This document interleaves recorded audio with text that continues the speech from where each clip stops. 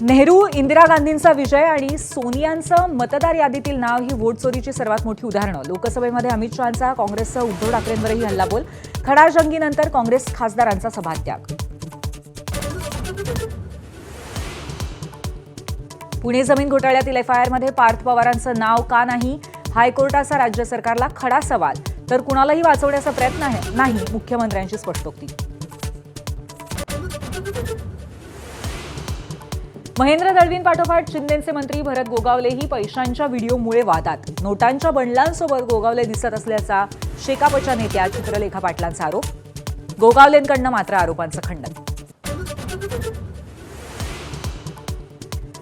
अंबादास दानवेंनी टाकलेल्या व्हिडिओ बॉम्बमुळे रायगडमध्ये शिवसेना राष्ट्रवादी तुफान वाद.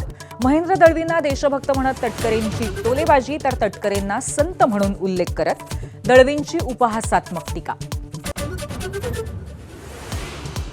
पडळकर आणि आव्हाड समर्थकांमधील राड्याप्रकरणी शिस्तपालन समितीचा गोपनीय अहवाल माझाच्या हाती. ऋषिकेश टकले आणि नितीन देशमुखांना 1 वर्षांच्या तुरुंगवासाची शिफारस. सूत्रांची माहिती. लाडकी बहीण योजनेवरनं विधानसभेमध्ये मोठा गदारोळ. लाडकी बहीण योजना आणणारी व्यक्ती आज दुसऱ्या नंबरवरती आली. जयंत पाटलांचा शिंदेंना टोला, तर संतप्त विरोधकांचा सभात्याग.